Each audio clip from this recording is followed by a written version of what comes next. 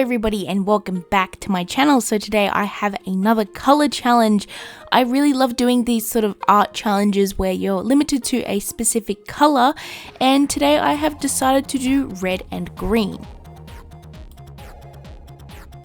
Now going into this, I wasn't exactly sure what I wanted to do for the actual illustration. I know I wanted to do it slightly Christmassy, but I felt like I didn't want to go too overboard into the Christmas theme.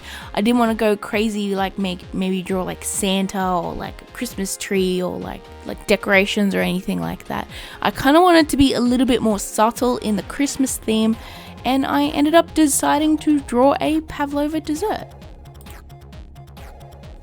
So for the art style, I kind of wanted to make it a little bit more realistic than my usual sort of illustrations, but not overly realistic. I didn't want to go hyper realism or anything like that. That sort of almost semi-realism where it's like a little bit stylized, that's what I wanted to do. So I started off doing very basic outlines on a piece of paper with a very sort of light, soft brown colored pencil.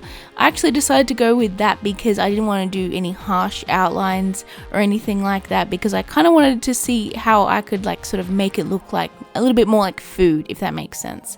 But yeah, after that I went in with this sort of more softer, more paler colors before I actually went in with the sort of bright, saturated and dark colors.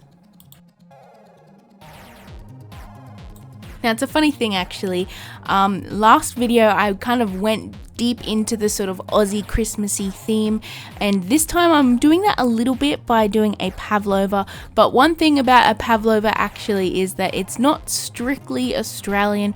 We actually kind of stole it from the New Zealanders, I guess. People think it's actually sort of an Australian dish, but I'm pretty sure it is New Zealand. So sorry about that, guys, but you know what? Pavlova's delicious, so... So going into this, I started off on mainly the green colors. I felt like I wanted them to stand out a little bit more and sort of pop off the page a little bit. And so yeah, the fruit that I actually decided to go, funnily enough, was kiwi fruit and strawberries. And with those kiwi fruits, I really tried my best to sort of have that sort of juicy look to them. And yeah, it was actually quite fun. I've never actually drawn kiwi fruits before, so I guess this is the first. Now I know some of you like to know what colors I used for specific things, so yeah, the colors that I used for the kiwi fruits were YG03 yellow green, YG17 grass green, YG41 pale cobalt green, G12 sea green, and of course G29 pine tree green for the really tiny little seeds on the kiwi fruits.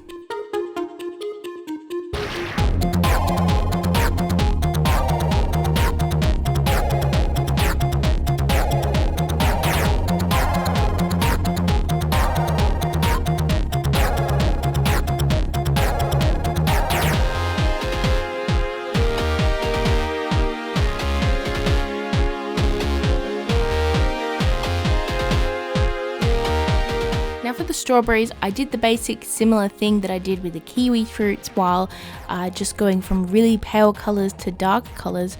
But with the strawberries, I actually added a mix of slightly more reddish pinks and slightly more sort of like peachy, pinky red colors.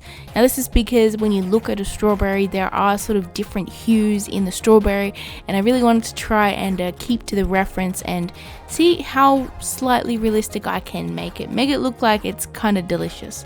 Now with these, I sort of just built up the colors, and after I sort of got the shape and tone that I liked, I went over the top with some really dark red called cardinal, and I added some little dots all over the strawberries. Now this is because the strawberries have like those little dimples all over them which have the little seeds in them, and yeah, I really wanted to add those details and see if it looked good.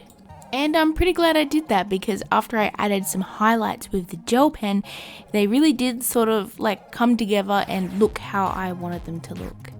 Especially the strawberries that are cut up and you can see the insides of them.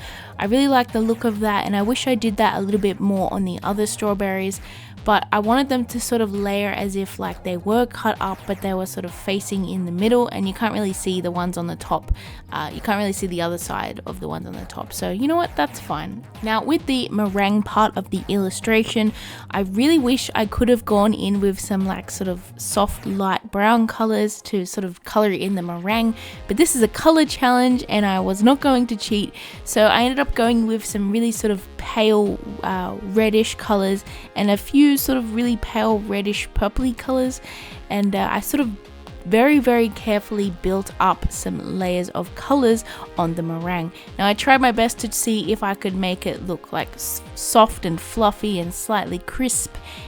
It was especially helpful when I grabbed out my very pale red color cherry white, which is R000, and I used that to sort of blend the shadows very much so that they were like really soft. I also grabbed some very pale soft green colors and I mixed those in with the red parts, and that sort of softened the reds a little bit and made them look a little bit more earthy, and that actually helped quite a lot to make it look like more like meringue. So I'm pretty glad I did that, because red and green, they're complementary colors, so you can sort of mix them together to make them a little bit more earthy. So after I got those details down, I felt like it was still a little bit boring.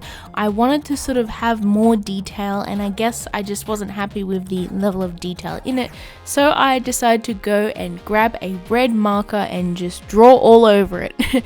I wanted to draw like a little bit of like almost like a berry syrup, I guess. I'm not exactly sure what it is, but that all drizzled over the meringue just to add a little bit more color and just a little bit more detail. And this was actually quite a scary thing for me to do, because I had blended that meringue really nicely, and I was a bit scared of ruining it by just taking a red marker and dribbling all over it. But you know what, it turned out pretty well, and I really liked the way the sort of that syrup stuff looks, especially since I added a bit of gel pen over the top to make it look glossy and shiny, and yeah, I'm pretty happy with it.